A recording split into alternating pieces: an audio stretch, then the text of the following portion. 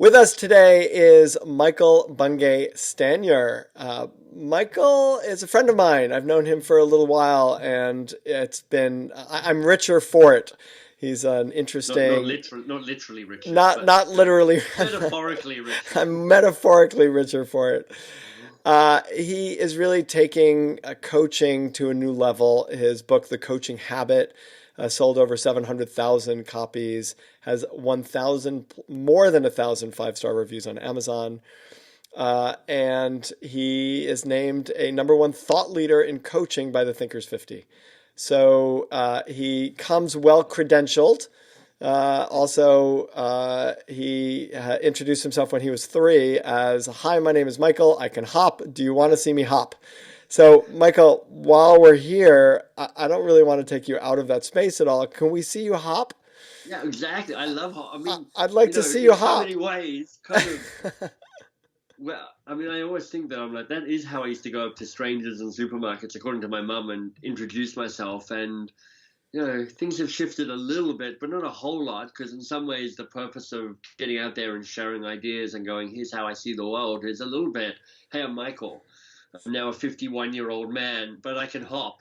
Watch me hop. Please, somebody please watch me hop." It's actually, in some ways, the most true and real thing that we do is just to be clear and uncensored about it and say, "See me, see me." Exactly.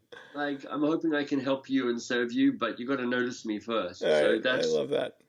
that's one of the ways we know each other. Like, I remember coming across your writing in HBR when you used to write all the time for them and going, "Man, who is this guy?" And then following up with your books. And we've probably known each other, probably closing in on 10 years now. Yeah, yeah, and we're both metaphorically richer for it. Um, Exactly.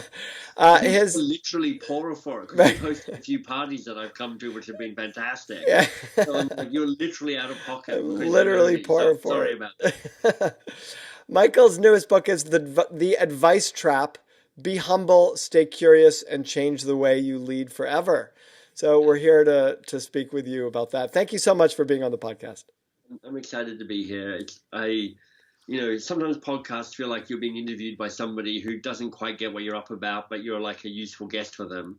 But what I hope the conversation for us is because we both think about and play in the same world. It's like us just having a chat about the stuff we care about, the stuff that we see influencing how people show up to live a better life, to lead others. And I'm curious to know what we end up talking about.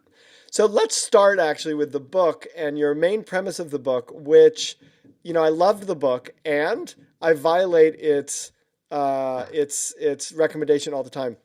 I give advice when I'm Yeah. coaching, and I actually don't think it's a bad thing. And I want to share a story, which is that I was with my family on vacation, and I was eavesdropping on a conversation at a table next to us, and it was a woman who worked at Google, I found out, and who had been assigned a coach. And she said to her friends, I thought it was to me because I was listening, but she wasn't talking to me.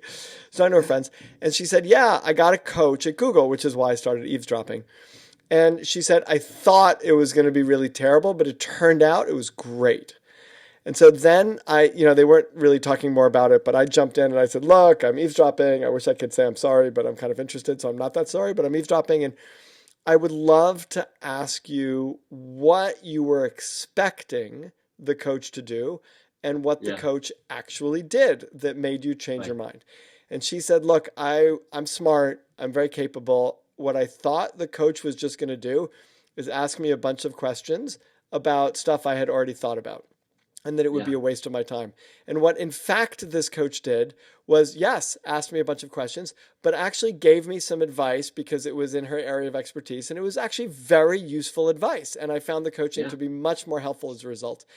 And that coincides with my experience coaching, which is I'm coaching CEOs and leadership teams. And in Yeah. areas I don't know about, I don't give advice. But in areas I know about, they want my advice and I give them the Yeah. advice.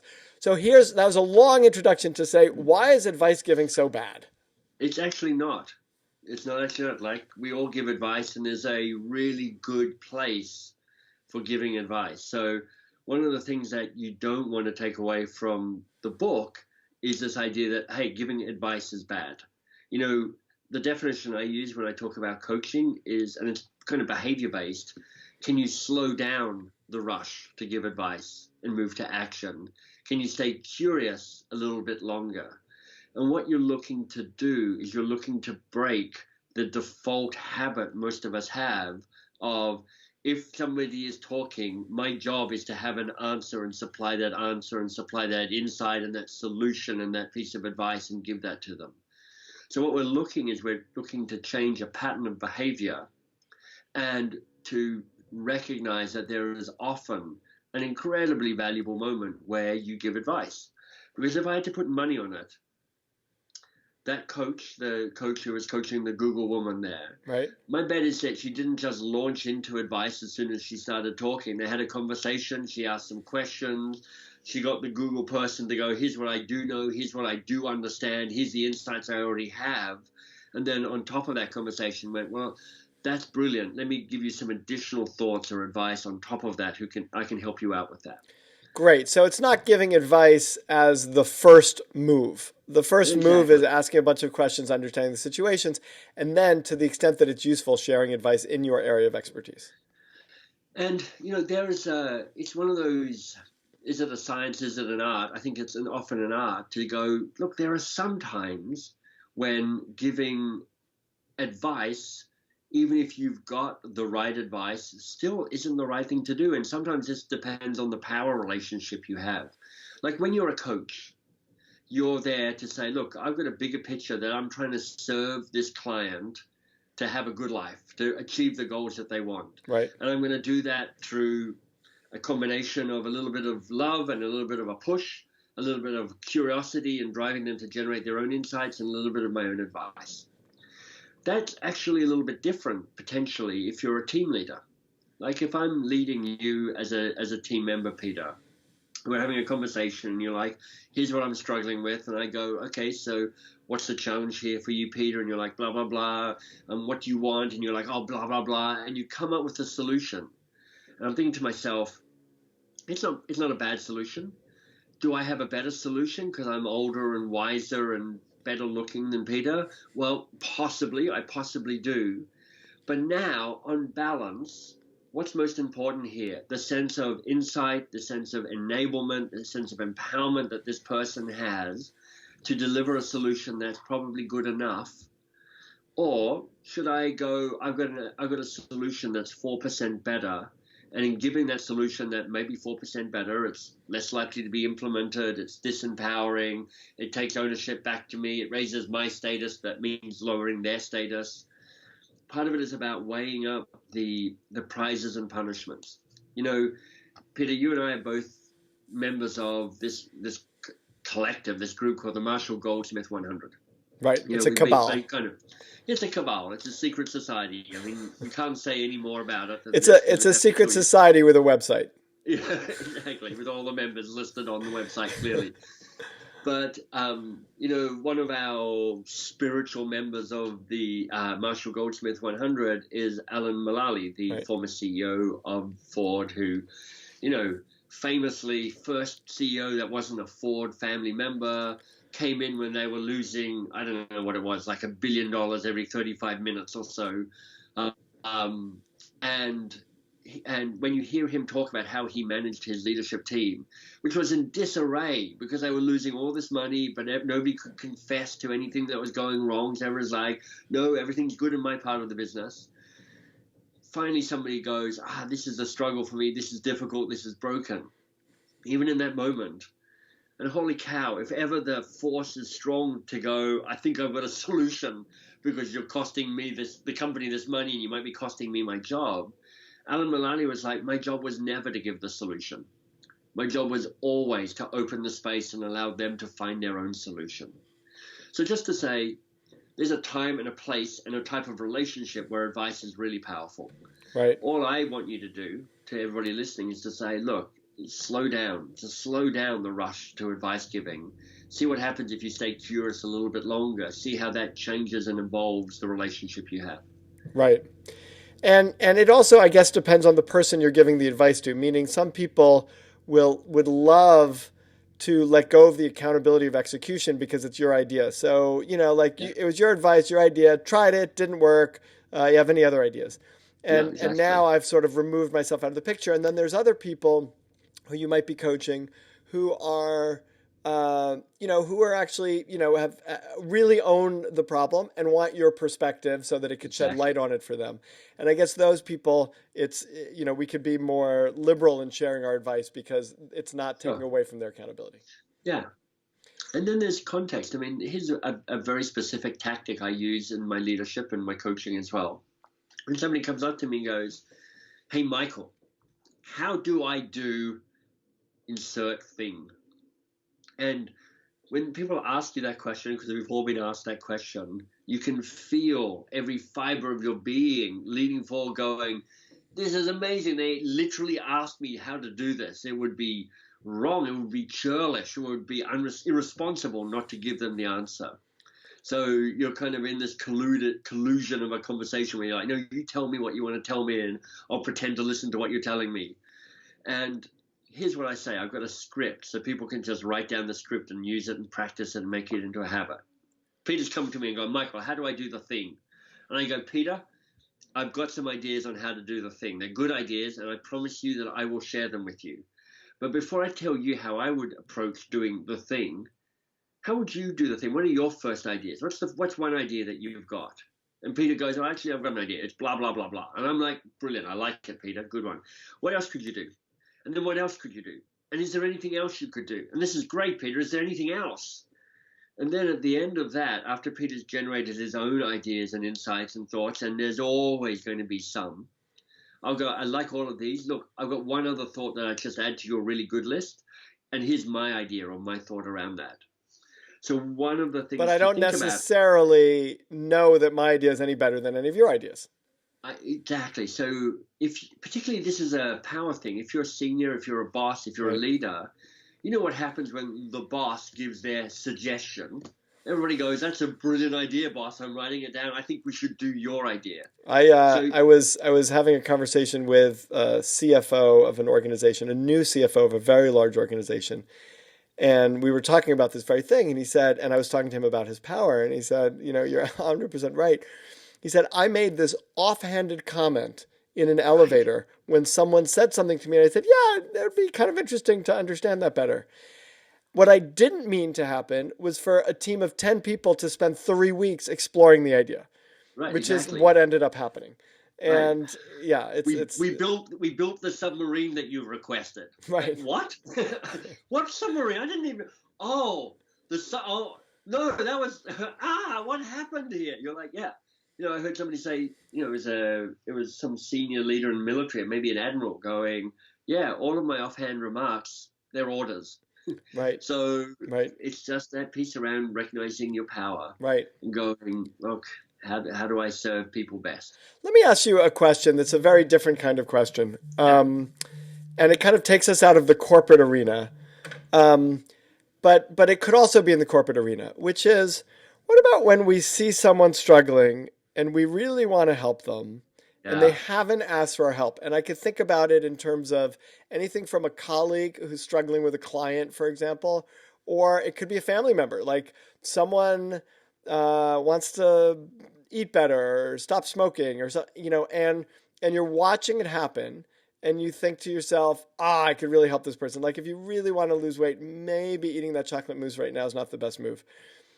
And so Right. you kind of want to give them the advice, but we all know that that's how blow up fights happen and that doesn't really work. Exactly. So what do we do in a situation where we see something that's happening that we know is self-destructive to someone else? We know, and Yeah. we know it because they've stated what they want and they're doing things that are not moving them towards that. We also know asking the question like, do you really want to eat that? Or do you really want to make that phone call? That's just going to piss them off even more. So what's Yeah. the best way, without giving advice, to engage that person and to support them in making the change that they have said they want to make? My suggestion is you take a taser, you walk up to them, you zap them, throw them in a cupboard, lock them in a cupboard for 3 to 5 days, and then let them out, and everybody has calmed down after that. You know, Great. yeah. I You mean, should it's you trick. should you should speak to medical professionals before following that advice though, Yeah, right? possibly realize that that's not serious advice. Um, it's hard, isn't it? It's really hard. I mean, there's entire industries built up around the process of how do you support people who are struggling. You have this, be kind of extreme about it or somewhat extreme. We have an alcoholic in the family or in the relationship. What do you do that actually helps them? What do you do that actually enables them and continues the dysfunctional relationship? So I don't have an easy answer here. I don't think there is an easy answer here. And I don't think there's generic advice here either. I think it's something to wrestle with in the moment. And what doesn't work is a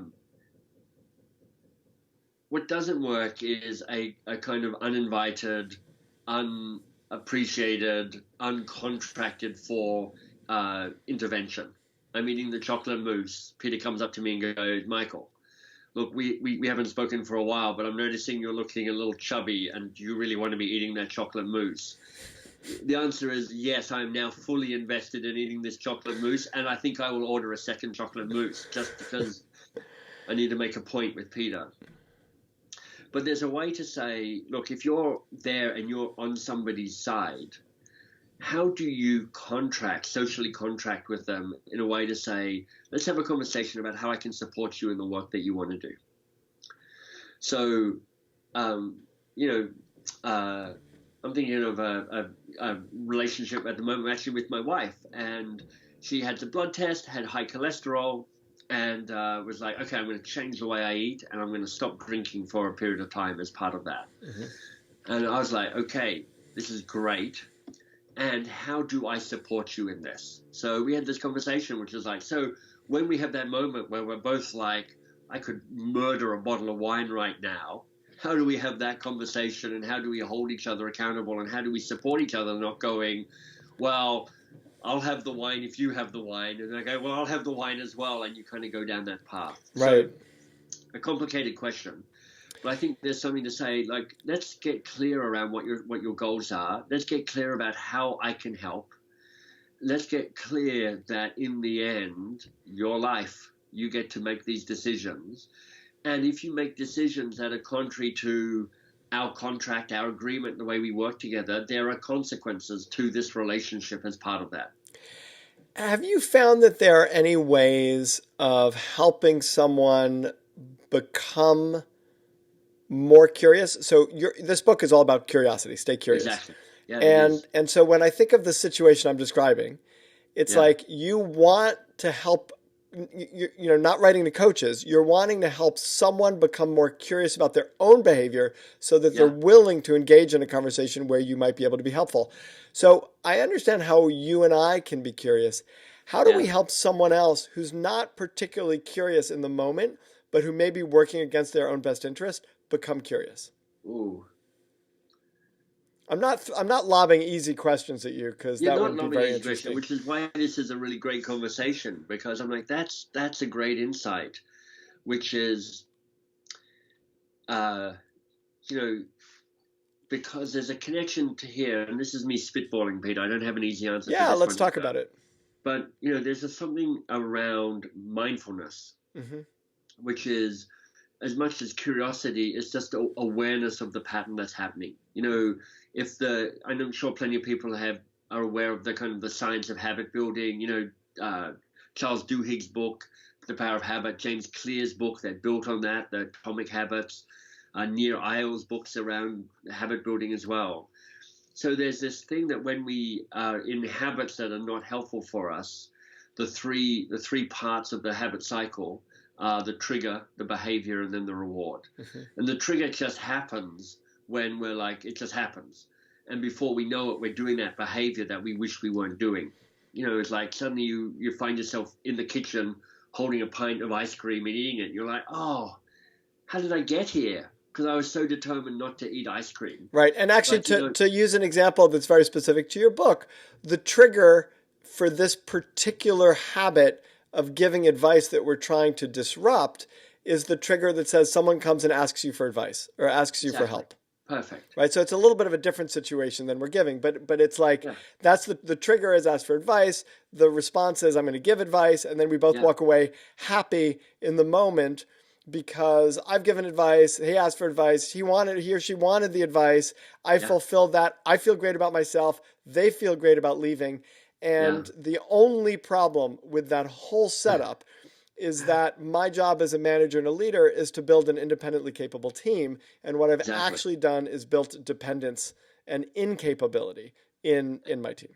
And possibly you've given not very good advice to solve the thing that isn't actually the real problem that needs to be solved. Right. So there's also a kind of lower level failure as well, Right. potentially as well. So that might be the trigger. So now I want to come back to this question of like, how do we get people to be curious? So you're saying the trigger. I think it's really hard in the moment, Right. because in the moment, the habit is an unconscious action. So you're literally not curious because you're just reacting and responding to the stimulus that's out there. So part of what this is about, and this is why this shift to staying curious longer for many of us isn't just an easy thing. It isn't just I hadn't thought of that. Right. I'll just start doing that now. It's actually starting to go, this is a new habit that I'm looking to build. So you kind of need to do the work beforehand to say, all right, I'm starting to notice those places where I default to giving advice more often. Oh, it's in that team meeting where Peter always asks me that annoying question. Or it's that moment where somebody comes into my office and goes, help, it's burning. And you're like, okay, I always jump in there. Right. Or it's when my kid comes up to me and goes this, and I'm like, oh, here's what I always do. And it's about recognizing those moments and starting to go, let me build an alternative plan in that space. There's that, nobody quite knows where this quote comes from, but it's like, you don't rise to the challenge, you sink to the level of your training. Right. And there's a way that in this moment, if you're looking to shift to become more curious, there's a way that you won't rise to the challenge because your habits will take over. You'll shift to the level of your training. So it's about going, right, when Peter comes to me, my training is when Peter goes, how do I do this? My new training is go, Peter, good question. I've got an answer. I'll tell you. But before I tell you my thoughts, what's your first idea? Right. And now you're building that new habit. Right. Right. That's a really interesting question. I love that idea, that recognition that when somebody's doing something dysfunctional, you want to help build their awareness and their curiosity as to what's going on so they can notice it and they go, wait, what's happening here? What am I doing? I need to shift that. Yeah, and I like your point that it's important to have that conversation when they're not in the triggered state, right? So, and the time when you want to have that conversation is when they're in the triggered state, because Right. that's when you notice it, and that's when you want to subvert it. And so what you have to do is disrupt your own reaction of trying to help them in the precise moment that they most need it, and they're most unable to hear it. So that's like the dynamic. Potentially, you've had a conversation Earlier, where right. you're like, hey, if you see me jumping in to give advice or drinking the wine or eating the chocolate mousse, here's what I want you to do. Kind of shake me a bit and go, what are you doing? We had this conversation. I'm just pointing out that you're doing the thing that you said you didn't want to do. Well, and you know what? Maybe for the sake of supporting their curiosity in that moment, rather than shaking them and saying, this is what you said you didn't want to do. Yeah. Assuming you've had the conversation earlier in a non-triggered state. In the triggered state, what you can do is say, hey, like, you're doing that thing you didn't want to do, and I'm not telling you not to do it, but it could be useful to be really curious about what's going on for you right now. Beautiful. Like, this is something Yeah. you said you didn't want to do. So, enjoy it, do whatever you want to do, but notice, why are you doing it? What's it doing for you? What does it feel like? Yeah. What, what's Peter. going on for you that you're Yeah. now doing this thing you didn't want to do? Yeah, that's smart. That's really nice. And then you don't have to necessarily get into it with them, but you've begun to create what you've talked about, mindfulness, and you talk about these three things: empathy, mindfulness, and humility in the book. Yeah. And I love all four of these definitions of future you, like of how you, and so that's a big part of the mindfulness of like, just check about what's happening for you right now. Right. Part of one of the shifts that is the kind of deeper shift that we're talking about in the book is this shift away from trying to rescue people. Mm-hmm.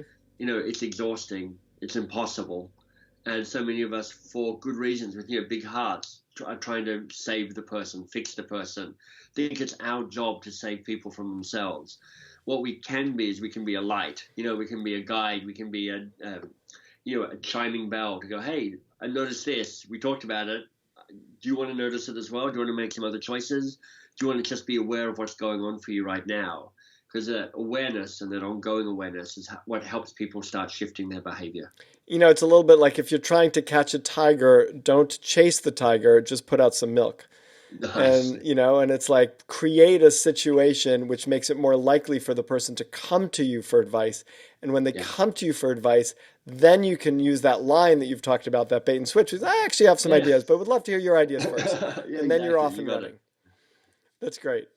Um, you talk about a number of things that we do to get in the way, that gets in the way of our own uh, ability to sort of coach effectively or trip us up when we're Yeah. trying to uncover real problems. And I've often said about coaching that the heart where most coaches go, and this is to your point in the book, where a lot of coaches immediately go is to advice, to solving the problem that the Yeah. person says they have.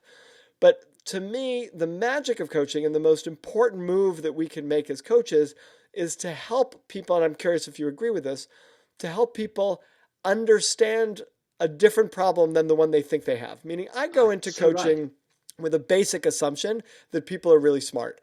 And so, Yeah. for the most part, they're as smart as me and they've figured out how to solve the problem in any way that I could help them solve the problem. So, the Honestly, real most of them are smarter than you, Peter. I smarter. mean, They are. yeah, It's kind true. of. Absolutely. Smarter, like by far smarter than Yeah. me. 100% right.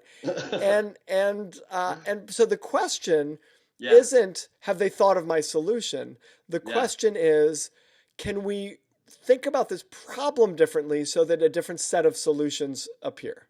It's fundamental and foundational. And we're just going to be violently agreeing with each other now because one of the things that I think is most powerful, and that's why there's a whole chunk of the book about this, is the assumption I have is the first challenge that they come up with is never the real challenge. Right. It's not the only challenge, and it's almost never the real challenge. Right.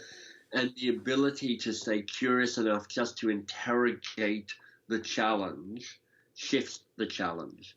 And the question I talk about in the book as being this foundational piece, and it's kind of taking the question that I talked about in the Coaching Habit book, which is what's the real challenge here for you, and then kind of unpacking that and going deeper into that. But when you go, what's the real challenge here for you? Mm-hmm. And what else is a challenge? And what else is a challenge? So what's the real challenge here for you? 9 times out of 10, the challenge shifts. It becomes more personal. It becomes more profound. It becomes more articulated and crisper. I literally just ran a webinar for a big company this morning. And some senior leader was willing to step up and be coached in front of the 3,000 people that were on the webinar, which is amazing. I mean, it's already a great act of leadership doing that. And he started off and I'm like, okay, so what's the real challenge here for you? And he's like, I've got this great work piece. I'm in charge of all these legacy systems. He was a CIO as part of the company. And I've got this vision for the future and the technology we're moving towards. So it's classic kind of IT challenge. But we went through this process of me just asking the same question, what's the real challenge here for you? And it shifted. And by the end it was, I need to have the courage and the vulnerability to build some of the relationships I need to get buy-in to my plans for this future state. Solving the same problem, but an entirely different expression of what the real challenge was. Much more personal, much more about his leadership edge. And it just took 3 minutes. In 3 minutes, we were able just to move the focus of the problem. So if you're a coach or you're somebody who is more coach-like in the way that you lead your teams and influence people around you, their willingness to say, look, my job is not to provide the solution. My job is to help make sure that we're tackling the real challenge. That is a profound and powerful shift in the way that you show up and lead. And actually what I'm doing here, Peter, is just taking much longer to explain the same point that you made in a much clearer, crisper way. No, you said it beautifully. And part of the, like part of when I look at the methodology and I think about this, what you call the fourth question, the foundation question, which is what do you want? Yeah. Right?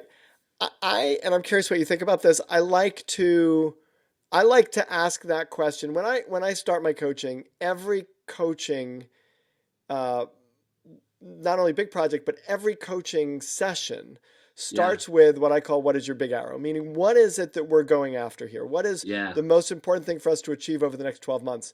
And that focuses the challenge already to say, you know, it's we're not just open up to a conversation about what do you want to talk about today. It's what do you want to talk about today in the context of what you're trying to achieve over the next 12 months and what challenges or opportunities are you facing in moving towards that. So it's already starting to guide the conversation in a way that puts them in the right yeah. sort of focus area. And I'm curious what you think of that. Well, here's where I go with it. In the end, strategy is the willingness to make a tough choice about the key thing to focus upon. Mm-hmm. And a lot of the conversations people have around strategy is look at the vast array of tactics we're trying to pull off. And it makes people more scattered, more distracted, more overwhelmed. And you look at the people who are ruthlessly good at being strategic, and it means that they're ruthlessly good at saying no to stuff so Mm-hmm. they can say yes to the one or two big things that really matter. And what I hear in your process is you say to them, every conversation we have, I elevate to a strategic conversation because I remind you about the one big thing that is your strategic driver for the next 12 months. And all conversations now fit within that context and they will rise to the challenge of that. And what that does is, if you want to use the Stephen Covey model around what's important and what's urgent, what you're saying to people is, I get that every time we show up and have a conversation, there's a bunch of urgent happening, that fire's burning, people screaming, metaphorically or literally. But I'm going to remind you at the start of every single conversation what's important. And then we're going to have a conversation about what can we talk about now that is got a line of sight to what matters. And let's make that conversation powerful and strategic. And this is what leadership is. It's this ability to rise above the urgent and the noisy and the fiery and the shiny and go, I'm still remembering what matters here. Right. That's great. That's great. And it puts all of these and then you're off and running to, don't give advice about it, ask a bunch of questions, Right. understand the problem differently than they're understanding the problem, Exactly. and then And, help them and, and, find their and solution. potentially give advice about it because as we started on this conversation, like there is a place for advice and there may be the thing where you go, you know what, I do have a piece of insight for you around this. I've got a person I want you to meet. I've got an article that I've read. I've got a practice that I want you to do. There's a place for it, but you've done the work to create curiosity, to find the real challenge. And now there you have a choice to go, is the right thing to give advice or is the right thing to do something differently? Right. We've been speaking with Michael Bungay Stanier. His book is The Advice Trap. Be humble, stay curious, and change the way you lead forever. Like all of our conversations, it's a joy to speak with you, Michael. Thanks, And I Peter. so appreciate you being on the Bregman Leadership Podcast. Thank you. Peter, it's fantastic. I mean, I love our conversations as well. It makes me want to fly down to New York and just hang out a little bit more often than we do. So I should do that. Please do. Please Yeah, do. You have a place to stay, exactly. and you may not want to stay in our crazy house, but you're welcome to, and certainly we'll grab a bunch of meals anytime.